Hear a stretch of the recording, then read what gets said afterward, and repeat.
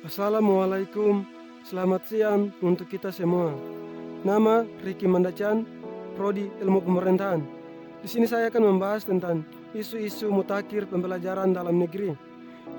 Pembelajaran anti korupsi. Apa itu anti korupsi? Menurut pendapat saya, bahwa korupsi adalah tindakan setiap orang yang secara melawan hukum melakukan perbuatan memperkaya diri sendiri atau orang lain atau suatu korupsi yang dapat merugikan keuangan negara atau perekonomian negara. Di sini ada beberapa istilah, yaitu istilah korupsi berasal dari bahasa Latin, yaitu corrumpere, comption, corruptos. Istilah tersebut kemudian dihadapi oleh beberapa negara di dunia dan memiliki istilah tersebut tersendiri di setiap negara. Di Indonesia sendiri, istilah korupsi merupakan kata negara turunan dari Belanda yang bermakna buruk maupun jahat.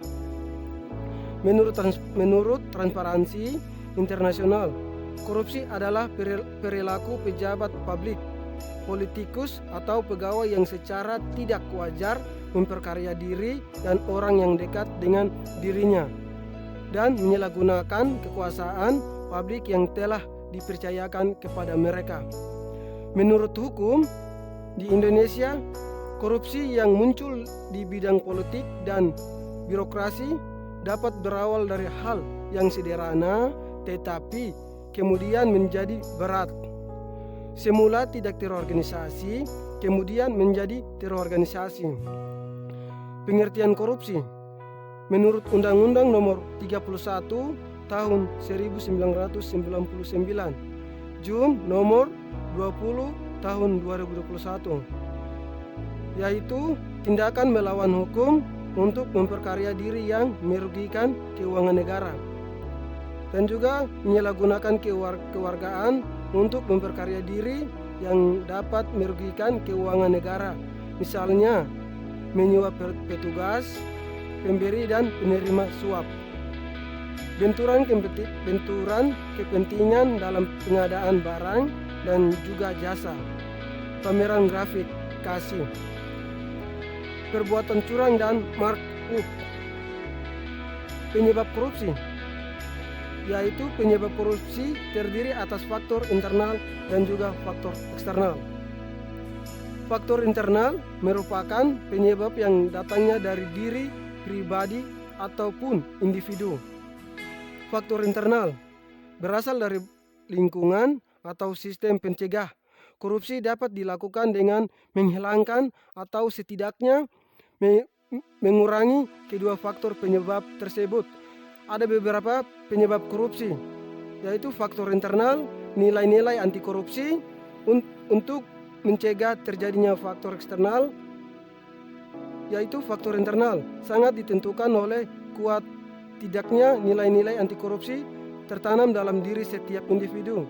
Nilai-nilai anti korupsi itu perlu ditetapkan oleh setiap individu untuk dapat mengatasi faktor eksternal agar korupsi tidak terjadi. Untuk mencegah terjadinya faktor eksternal, selain memiliki nilai-nilai anti korupsi, setiap individu perlu memahami dengan mendalam prinsip-prinsip anti korupsi. Ruang lingkup pembelajaran berwawasan anti korupsi mencakup semua bidang, tidak terbatas pada siapapun. Contohnya, ruang lingkup pembelajaran berwawasan anti korupsi, yaitu yang pertama, lingkungan keluarga, yang kedua, lingkungan pendidikan, yang ketiga, lingkungan sosial dan budaya, yang keempat, lingkungan pemerintah, 5. Lingkungan aparat dan penegak hukum, dan yang keenam, lingkungan kerja dan lain-lain. Anti korupsi, pendidikan anti korupsi. Yang pertama, anti korupsi, pendidikan anti korupsi. Anti korupsi adalah semua tindakan yang melawan, memberantas, menantang, dan mencegah korupsi. Pendidikan anti korupsi yaitu upaya memberikan pemahaman dan penanam nilai-nilai kepada peserta didik agar berperilaku anti korupsi. Desain pendidikan anti korupsi sebagai bagian yang penting dari pendidikan karakter. Di sini ada yang leluhur anti korupsi. Kita bisa mendapatkan nilai-nilai agama, Pancasila, Undang-Undang 1945. Dan juga kita mempelajari nilai psikologis, sosial budaya, dan serta pengalaman terbaik bagi suatu karakter. Mengapa pendekatan anti korupsi pendidikan yang dipakai? Di sini ada pendekatan hukum, pendekatan bisnis, pendekatan pasar. Pendekatan hukum adalah yaitu penegakan aturan hukum, aparat hukum berdampak cepat, biaya tinggi. Dan juga tapi masalah justru muncul dari aparat hukum. Pendekatan bisnis yaitu yang pertama mengadakan kompetisi sehat dalam kinerja dengan hadiah insentif bagi karyawan sehingga orang tidak perlu korupsi. Pendekatan pasar yaitu menciptakan kompetisi antar penyediaan barang dan jasa sehingga semua berlomba menunjukkan kinerja baik, tidak korupsi, dipilih pelayanannya. Yang kedua, tapi mengapa kasus-kasus korupsi terus terungkap bagi koruptor baru terus lahir?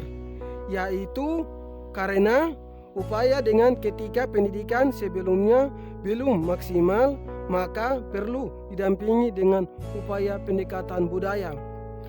Pendekatan budaya yaitu yang pertama membangun dan memperkuat sikap anti korupsi individu melalui pendidikan.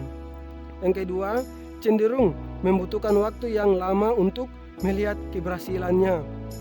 Yang ketiga, biaya tidak besar atau low costly, namun hasilnya akan berdampak jangka panjang, long lasting. Tujuannya adalah supaya membangun karakter anti korupsi, kompetensi mahasiswa. Yang pertama, mencegah orang lain untuk tidak korupsi. Yang kedua, mencegah diri sendiri untuk tidak korupsi. Yang ketiga, mampu mengenali dan memahami korupsi itu. Sekian dari saya. Semoga video kali ini dapat bermanfaat untuk kita semua dan menerapkan kembali dalam kehidupan sehari-hari untuk mencegah faktor internal dan eksternal tindakan korupsi. Ayo, mari kita sama-sama melawan tindakan korupsi. Saya, Ricky Mandachan, mengundur diri. Sekian dan terima kasih.